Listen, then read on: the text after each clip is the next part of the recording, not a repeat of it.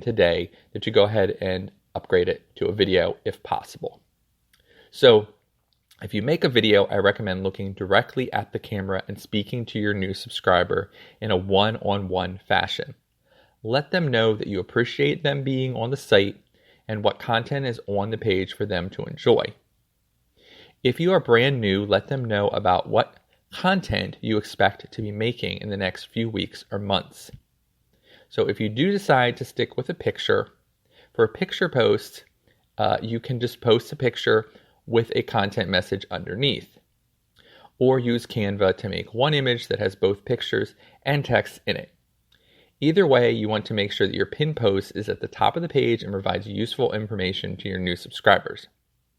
So now that you know what kind of content you might be creating, or more about what you plan to do with your OnlyFans page, this is the time to upgrade your pin post on OnlyFans. All right, next.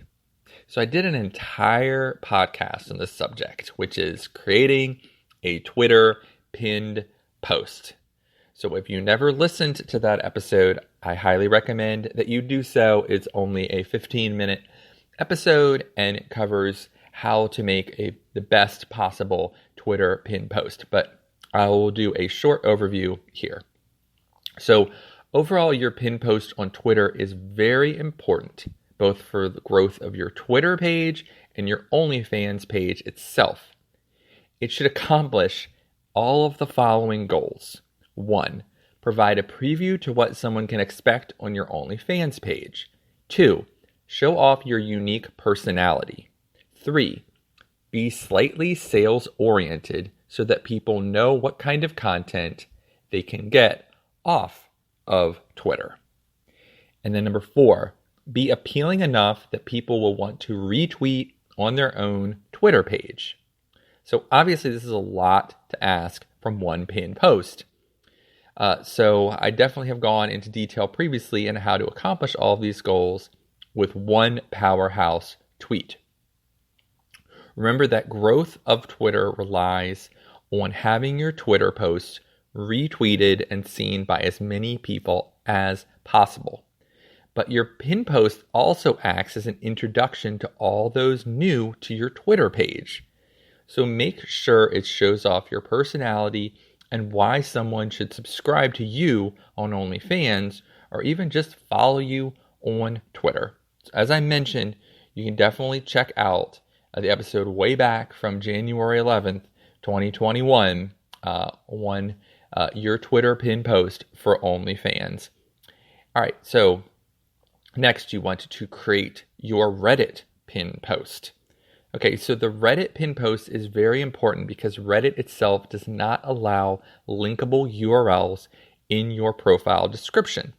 So almost all OnlyFans creators still put their OnlyFans link in their profile description, but since it isn't linkable, someone would need to copy and paste it into their browser, and few people are going to do that. Instead, the best technique is to create a post that you just publish to your own profile that includes your links either to OnlyFans or a site like Linktree with all of your links on it. Your profile acts that same way as a subreddit would, as you can publish directly to it and it will only appear on your profile page. So keep in mind that anyone following you will see what you publish to your profile feed in their Reddit post feed, the same as if they had subscribed to a subreddit. So when you post your link, make sure that you go back to your profile and choose to make it a sticky post. This is the Reddit language for pin post. So you make the post, you publish it directly to your own username. So you'll have something like you and then your username. You post it to that username. Then you go back and on the upper right side, you'll see a little box and you click on that and it'll say, make this a sticky post. When you make it a sticky post, it will then stick to your Reddit profile page. So every person that comes to your Reddit profile page, right below the information that you put on your profile is going to be that post. And you want that to be a link.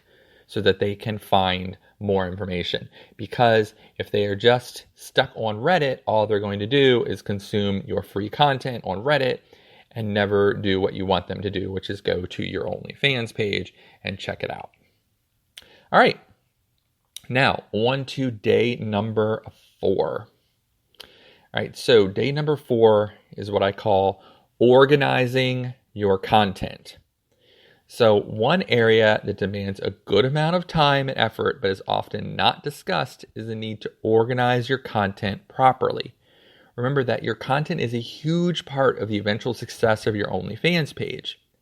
So I've discussed previously putting your content in specific categories that they each serve a unique purpose. So here are the categories you want to organize your content into on day number 4. All right, first category, free content on your OnlyFans page or promotions. Now, this is content that only gets put onto a free OnlyFans page or is used for free promotional spaces. This is content that should be good quality, but is mainly for a preview of better content that you have. You can use these same free pictures for promotions, either as standalone images or combined with text on the pictures as well. This should be content that is appealing, but you want to make sure this content is only used on free pages. These can also be images you use on sites like Instagram or TikTok as well. Okay, the next one is behind the wall subscriber content. So this is the content that you will be posting on a weekly or daily basis on an OnlyFans page. This content should not be seen anywhere else but behind a paywall on your OnlyFans page. In many cases, you might have a series of pictures and the most exclusive or revealing picture is saved to be put onto OnlyFans. Resist the temptation to use these kind of pictures on sites like Reddit or Twitter as promotion because people will feel cheated as if they have paid for this something they have already seen. Okay, so then next is what I call spicy promotional content. If you feel comfortable promoting yourself with more explicit pictures, you need to organize content around the type of subjects you plan on promoting. If you are looking to promote yourself, for instance, on a no-shave kind of forum, you'll want to have content specifically featuring your hairy self. If you have studied certain aspects of Twitter OnlyFans promotion and noticed that certain types of spicy pictures get the most retweets, you'll want to create content specifically in that vein. After a certain amount of time using these pictures or videos, you can eventually put them on your OnlyFans after they have worn out their newness with your promotions. Just remember to give it a bit of time before you do so. Okay, and the next is custom content. So while you might not know right away what kind of custom content will sell, once you have a grasp of that, you'll want to go ahead and create that type of content for potential sale. Remember that you can still put paywall content even on a paid subscriber VIP OnlyFans page, meaning that you can make additional money from tips and people buying even more exclusive content from you. If you have previous custom content from the past, while you are of course over 18 years of age, you can still sell it on OnlyFans as well as custom content. There is some debate in the community on whether you can use custom content that you've made for one customer again in either promotion or future OnlyFans posts. I feel that if enough time has gone by that you can, feel like, the person might not necessarily be a customer anymore or they might not mind, then, you can post it. But I will leave it up to you on what you feel is the ethical way of handling your custom content. All right, and then last category is previous unseen content. So as mentioned, you can use content from your past as long as you were over 18 at the time on your OnlyFans page. If you have a lot of steamy content that you were never able to post or images from past social media that currently is not easily found, you can put it onto your OnlyFans page. You want to take the time to organize this content and possibly schedule it to be posted over several weeks or months. Make sure to utilize the Post Later feature on OnlyFans, as you don't want all of your content to be dumped all at once. By scheduling your content, you will appear more active on your page to your subscribers. Okay, so with all those types of content, you want to take day 4 to get all of it properly organized. In some cases, you want to combine the best pictures for promotional materials so that people will be able to know what your OnlyFans offers will be. Okay, so that was the first 4 days of the 7 days. Next episode, I will go over the next 3 days, day 5, day 6, and day 7, as well as give tips on what you should be doing for the rest of that month once you have set everything up. Okay, great. So that was the first 4 days of the OnlyFans Quick Start Success Guide. And now on to the listener question of the week. So a listener asks, OnlyFans is updating their terms of service in December, and they are once again changing the rules for co-collaborators. Can you explain the change? Okay, so what this listener is asking is that I believe it's December 12th, 2021. OnlyFans is making some changes to its terms of service, and one of those is once again changing how co-authors or co-collaborators need to be identified. So yes, if a person is appearing in your pictures or videos, they no longer must have a verified OnlyFans account.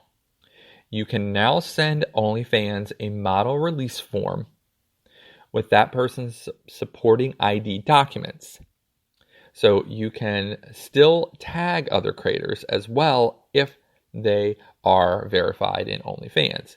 So I would submit the model release form and get approval before posting the content with them in it, or else it might be removed. So right now there are 2 options where before it was open season, then they made the rule that you had to be a verified, or the other co-author had to be a verified creator. Now they're seeing that can be kind of impossible for some people, or maybe they just don't want to have an OnlyFans page and keep updated with it. So now you can send in a release form, a model release form, just showing that this person has approved to be on your OnlyFans page, which I feel is a bit of a better system. So that is how it has changed. So you now have 2 options, and as I mentioned, they can still be a creator on OnlyFans, and you simply can still just tag them after the updated terms of services.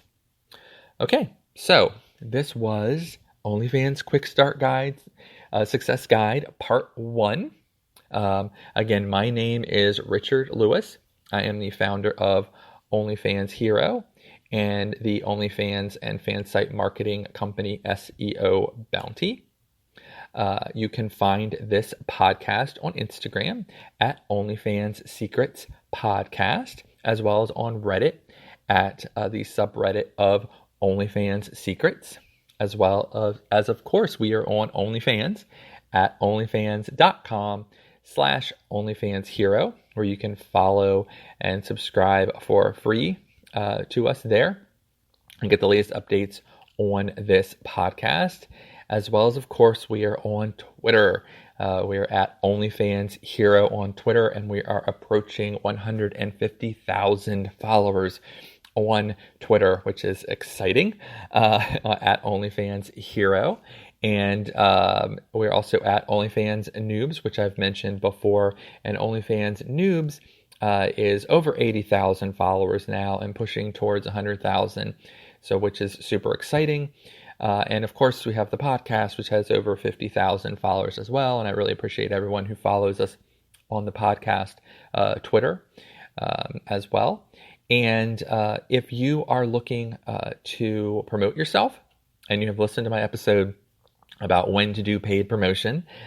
You can find paid promotion on Twitter for OnlyFans Hero and all of the different sites that we run and maintain at seobounty.com/Twitter-promos. Again, that's seobounty.com/Twitter-promos.